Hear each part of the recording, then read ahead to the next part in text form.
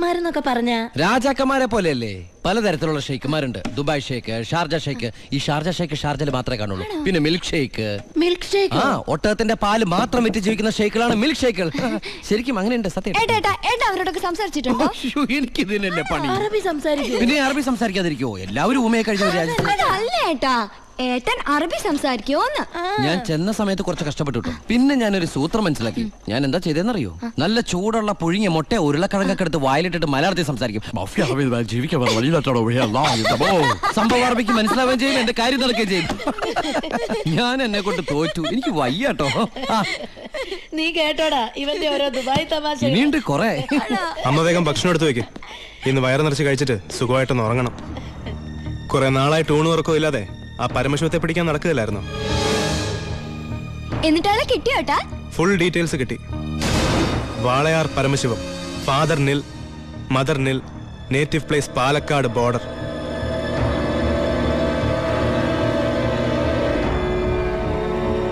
നിനക്കിതൊക്കെ എവിടുന്ന് കിട്ടി? തിരുവനന്തപുരം സെൻട്രൽ ജയിലിൽ നിന്ന് 4 വർഷം കഠിന തടവിന് ശിക്ഷിക്കപ്പെട്ട കൊലയാളിയാ.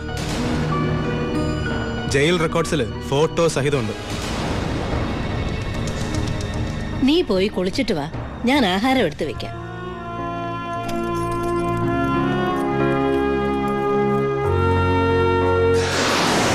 വാളയാർ പരമശിവത്തെ കുറിച്ച് ഇതിൽ കൂടുതൽ എന്തെങ്കിലും ഏട്ടൻ അറിയണോ? വേണ്ട, ഇനി നീ ഒന്നും പറയണ്ട. ഇവിടെ വെച്ചൊരു സീൻ ഉണ്ടാക്കരുത്. അമ്മ ഒന്നും അറിയരുത്. എന്തിനായിരുന്നു ഇതൊക്കെ? ഞങ്ങളുടെയൊക്കെ മുമ്പിലും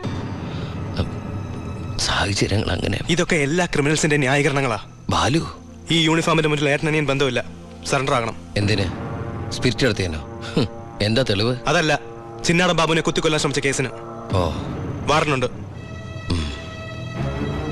ഞാൻ നാളെ രാവിലെ സ്റ്റേഷനിൽ വരാം. എന്നെ വിശ്വസിക്കേ. നാളെ രാവിലെ കൃത്യം 10 മണിക്ക് ഞാൻ സ്റ്റേഷനിലെത്താം. പ്ലീസ്.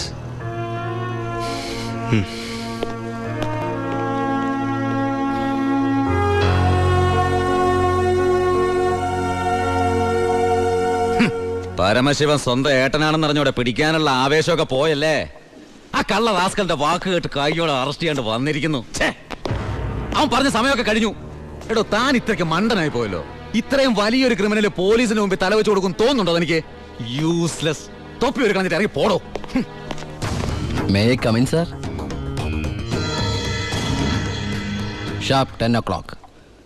സർക്കാർ ക്ലോക്ക് 10 മിനിറ്റ് ഫാസ്റ്റ് ആണല്ലോ. SP സാറിന് ഞാൻ ഇവിടെ പ്രതീക്ഷയില്ല കേട്ടോ. വലിയ ക്രിമിനൽസിനെയൊക്കെ കൈകാര്യം ചെയ്യുമ്പോൾ മിനിമം SP റാങ്കിലുള്ളവരെങ്കിലും വരേണ്ടി വരുമല്ലോ. എൻ്റെ ഒരു ചെറിയ കുത്തുകേസല്ലേ സാറേ, ജാമ്യം കിട്ടും. സ്വയരക്ഷയ്ക്ക് വേണ്ടി തടഞ്ഞപ്പോഴുണ്ടായ ഒരു കയ്യബദ്ധം, അതാണ് ലോ പോയിന്റ്. അഡ്വക്കേറ്റ് ഇപ്പോൾ വരും. അതുവരെ ഞാൻ അകത്ത് കിടക്കണോ സാറേ, അതോ പുറത്തിരിക്കണോ? അപ്പൊ കുറച്ചു നേരം എനിക്ക് നിന്നെ കൈകാര്യം ചെയ്യാൻ കിട്ടുമല്ലേ? 5 മിനിറ്റ് മതിടാ എനിക്ക് നിന്നെ കൊണ്ട് ചോര തുപ്പിക്കാൻ.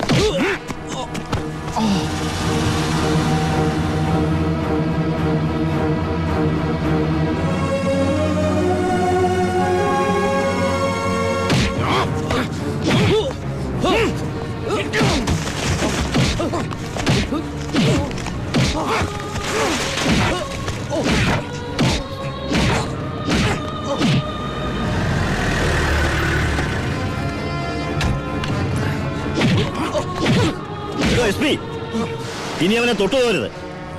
പരമശിവത്തിന് കോടതി ജാമ്യം അനുവദിച്ചിട്ടുണ്ട്. ഇതാ ജാമ്യം അനുവദിച്ചിട്ടുള്ള പേപ്പർ. ഇനി ഞാൻ വിട്ടാരോ? വാ.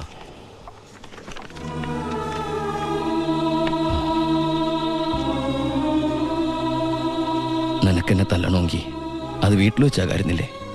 നീ തല്ലി എനിക്ക് വേനിക്കില്ലടാ.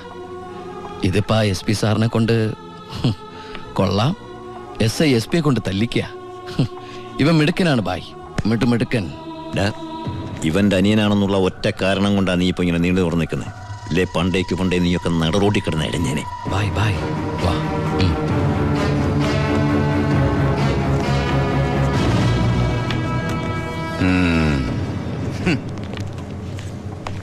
സാറേ, സാറിന്റെ ആ കയ്യിലെ മോതിരത്തിന്റെ പവറ് എന്റെ മനസ്സിലുണ്ട് കേട്ടാ. വരട്ടെ സാറേ.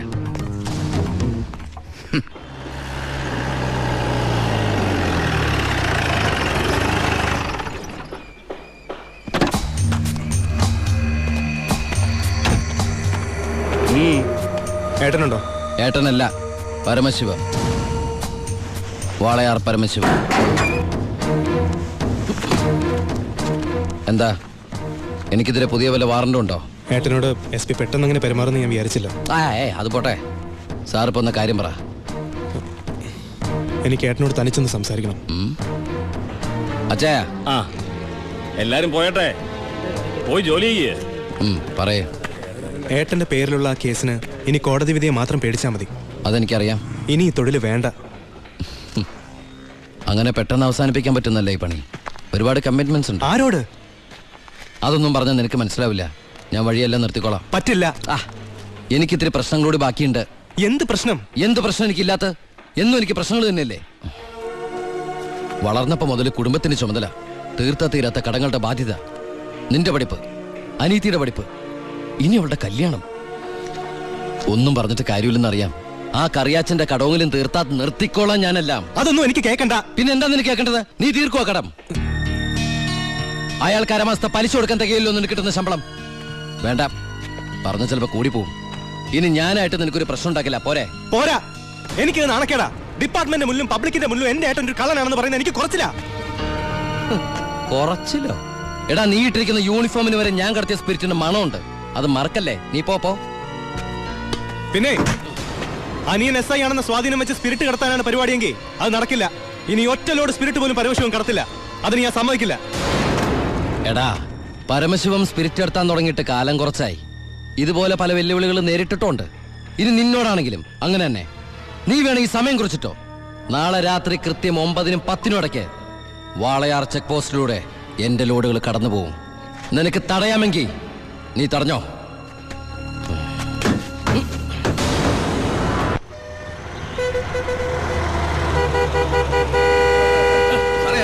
എടുത്ത് മാറ്റണോ? ഇത്രയും വണ്ടികൾ കിടക്കുന്ന കണ്ടുകൂടെ എനിക്ക്? 9-നും 10-നും ഇടയ്ക്ക് ഒറ്റ വണ്ടി വഴി കടന്നു പോരുത്. രണ്ട് സൈഡും ബ്ലോക്കാ. 1 മണിക്കൂറൊക്കെ ചെക്ക് പോസ്റ്റ് അടച്ചിടുക എന്ന് പറഞ്ഞാൽ അത് വേണോ? താനിപ്പോ ഞാൻ പറയുന്ന പോലെ കൊണ്ട് കേട്ടാ മതി. എടുത്ത് മാറ്റണോ വണ്ടി?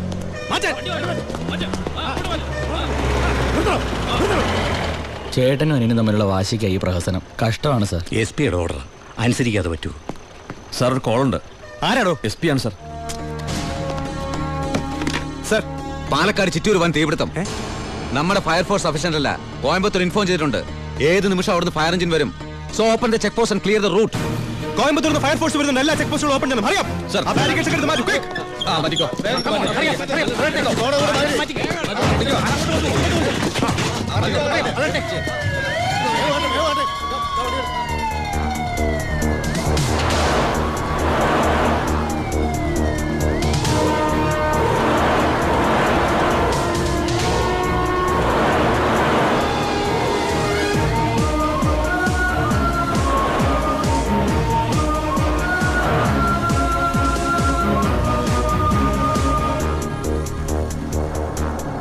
താക്കണോ?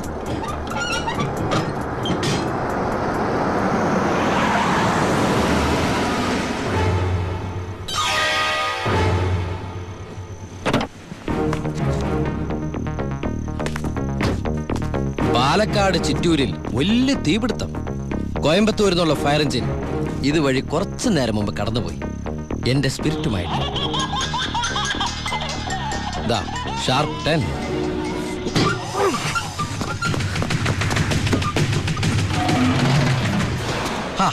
വിഡിത്തം കാണിക്കല്ലേ ബാലി സാറേ. ഫയർ എഞ്ചിന്റെ ഒക്കെ പിന്നാലെ പിടിക്കാൻ നമ്മുടെ ഈ സർക്കാർ ജീപ്പിന് കഴിയോ? വെല്ലുവിളികളാവാം, പക്ഷേ അത് നിന്നേക്കാൾ 4-5 ഓണം കൂടുതലുണ്ടവനോടാവരുത്. വരട്ടെ സബ് ഇൻസ്പെക്ടർ ബാലു ദാമോദർ.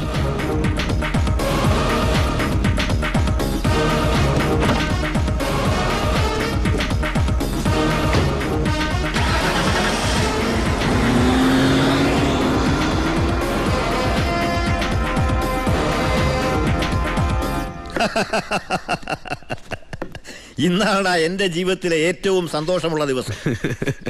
അവൻ തോക്കണം, തോറ്റു തൊപ്പിയിടണം, അവസാനം ആ തൊപ്പി വലിച്ചെറിഞ്ഞ് മുട്ടുമടക്കണം. ശിവ, നീ എന്താ ഒരു സന്തോഷമില്ലാതിരിക്കുന്നേ?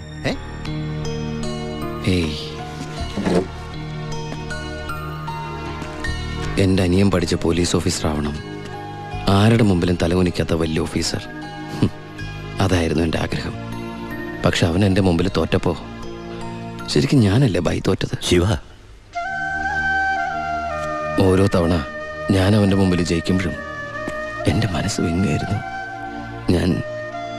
ഞാൻ ഈ തൊഴിൽ നിർത്തുകയാണ് ബായി. ശിവ, നീ ശരിക്കും ആലോചിച്ചിട്ടാണോ ഈ പറയുന്നത്? ശരിക്കും ആലോചിച്ചിട്ടാ. എൻ്റെ ഈ മുഖാരും അറിയരുതെന്ന് ഞാൻ ആഗ്രഹിച്ചിരുന്നു. പക്ഷേ എൻ്റെ അനിയൻ അറിഞ്ഞു. ഇനി അമ്മ കൂടി അറിഞ്ഞാൽ പിന്നെ എനിക്കത് ആലോചിക്കാനും കൂടി വയ്യ. അമ്മ അറിയുന്നതിന് മുമ്പ് എല്ലാം അവസാനിപ്പിക്കണം. ഞാൻ നിർത്തുകയാണ് ബായ്. നീ അങ്ങനെ പറഞ്ഞാൽ നീ വന്നതി പിന്നെയാ എൻ്റെ ഈ ഉയർത്തെഴുന്നേൽപ്പ്. നീ പോയാൽ അപ്പാ, ഇയാള് പോണേ പോട്ടെ അപ്പാ, നമുക്കൊന്നും ചെയ്യാറില്ലേ? ജോണി, ജോണി പറഞ്ഞതാണ് ശരി ബായ്. എന്നെ പോകാൻ അനുവദിക്കണം. എന്ന് കരുതി ഒരു ആവശ്യം വന്നാൽ ബായുടെ വെളിപ്പുറത്ത് ഞാനുണ്ടാവും. പിന്നെ കണക്കിൽ കൂടുതൽ കാശ് ഞാൻ എടുത്തിട്ടുണ്ട് എൻ്റെ ബാധ്യതകൾ തീർക്കാനായിട്ട്. നിന്നോട് ഞാൻ കണക്ക് പറഞ്ഞിട്ടുണ്ടോ ശിവ? കടലിൽ കളഞ്ഞാലും അളന്ന് കളയണമെന്നല്ലേ ബായ്? വരട്ടെ.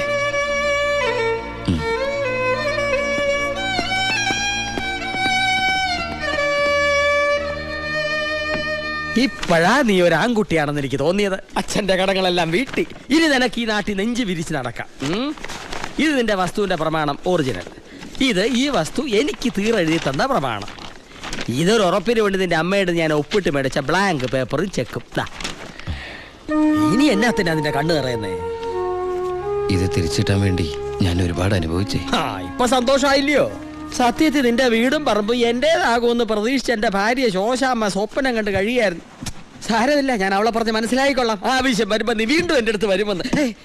ഈ എലുമ്പനും തന്നെ എന്റെ ബാക്കി നിൽക്കുന്നേ. അന്ന് വന്നപ്പോ പറഞ്ഞില്ലേ ഫ്രണ്ടിൽ കയറി നിൽക്കരുതെന്ന്? കൂടെ മാറിയുന്നേ, ഇത് പണം വെക്കുന്ന സേവാ. അയ്യോ, കുറച്ച് നേരത്തെ പറയായിരുന്നില്ലേ? എല്ലാം കറക്റ്റ് അല്ലയോ? ഒന്നും ബാക്കിയില്ലല്ലോ.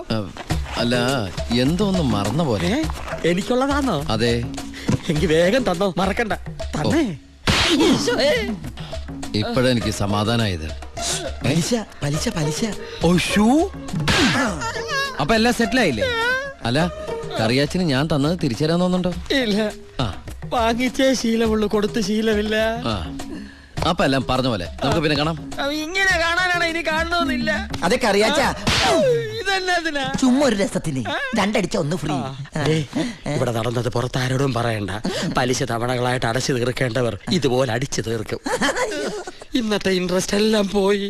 കർത്താവേ, തിരുവനന്തപുരത്ത് നിന്ന് വാളയാർ വരെ ഒരു ദിവസത്തെ യാത്രയാ. എന്നാലും വരാതിരിക്കാൻ പറ്റുമോ? പ്രത്യേകിച്ച് ഉണ്ണി വന്നു എന്നറിഞ്ഞപ്പോ. ഇനി കാര്യങ്ങളൊക്കെ തീരുമാനിച്ച് ആ ചടങ്ങ് അങ്ങ് നടത്തണം. അതെ അതെ, കല്യാണം കഴിക്കാതെ ചെറുക്കനെ പെണ്ണ് ഒരു വീട്ടിൽ താമസിക്കാന്ന് പറഞ്ഞ നാണക്കേടല്ലേ? അല്ല, ദുബായ്ക്കാരൻ എന്തിയെ?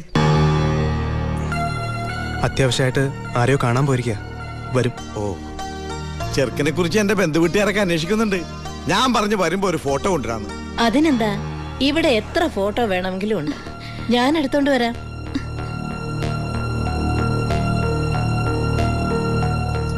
അമ്മേ, ഫോട്ടോ ഒന്നും കൊടുത്തു വിടണ്ടമ്മേ. അതെന്താ? ചെറിയമ്മ ഓരോ കുറ്റവും കുറവൊക്കെ പറഞ്ഞു തുടങ്ങിയ. ഓഹോ, എനിക്ക് വേണ്ട, കൊടുക്കണ്ട. എന്റെ ഉണ്ണിയന്റെ ഫോട്ടോ.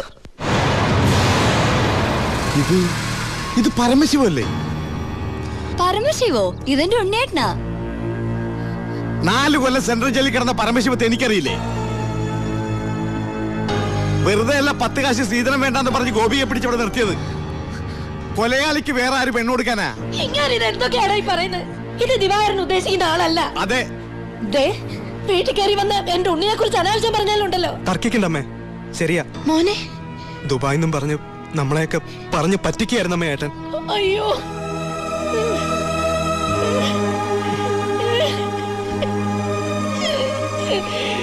അയ്യോ.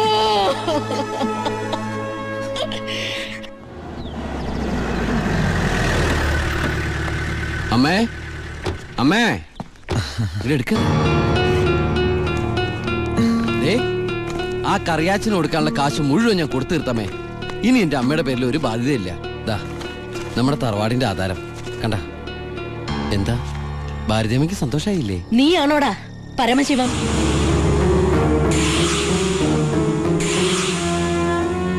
ചോദിച്ചത് കേട്ടില്ലേ?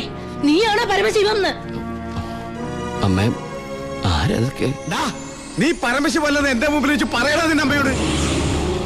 സാർ, ദാ ഈ പാവം പെൺകുട്ടിയുടെ ജീവിതം തകരാതിരിക്കാൻ ഈശ്വരനായിട്ട് അറിയിച്ച തന്നെ. അമ്മ കരുതുന്ന പോലെ ഒന്നും ഞാൻ അമ്മ എല്ലാം ഞാൻ അവസാനിപ്പിച്ചു.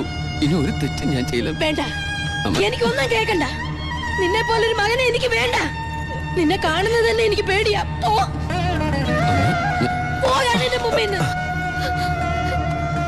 ഗോപിയെ, എടുക്കടി നിന്റെ ബാഗ് സാധനമൊക്കെ.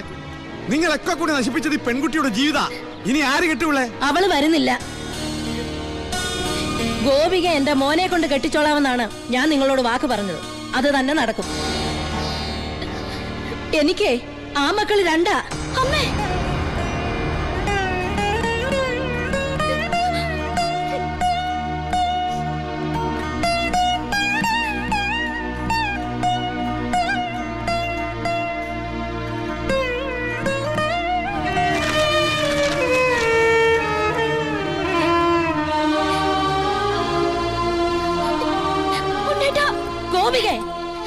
ഇല്ലമ്മേ, ഇങ്ങനൊരു കല്യാണത്തിന് ഞാനും കൂടി സമ്മതിക്കണ്ടേ? നിങ്ങളൊക്കെ കരുതുന്ന പോലെ ഉണ്ണിയേട്ടൻ എന്നെ ചതിച്ചിട്ടില്ല. എല്ലാം എല്ലാം എനിക്കറിയായിരുന്നു. നിങ്ങൾക്കൊക്കെ വേണ്ടിയ ഉണ്ണിയേട്ടൻ.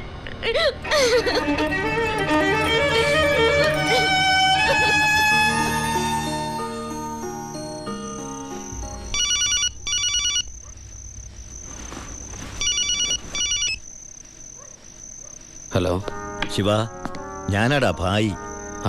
എന്താ ഭായ്? എനിക്ക് അത്യാവശ്യമായിട്ട് നിന്നെ ഒന്ന് കാണണം. ഞാൻ ഗസ്റ്റ് ഹൗസിലുണ്ട്.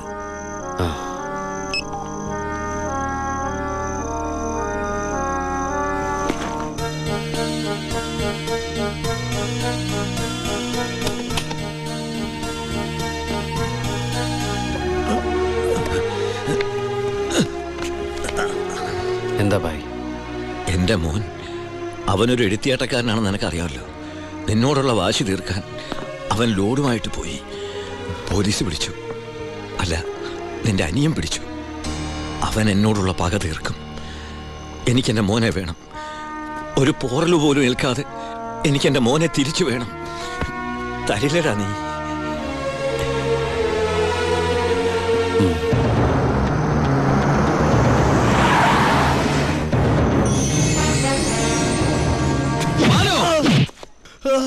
തൊട്ടുപോരുന്നവനെ, എന്നോടുള്ള പക നിനക്ക് നേരിട്ട് തീർക്കാം.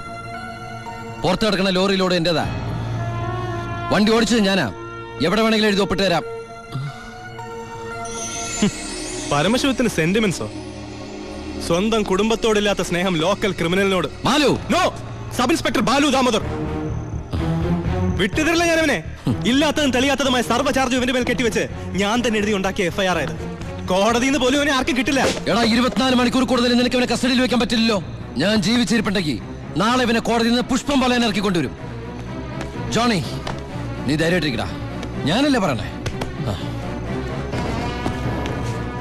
വരട്ടടാ ബാലു ദാമോദർ സാറേ.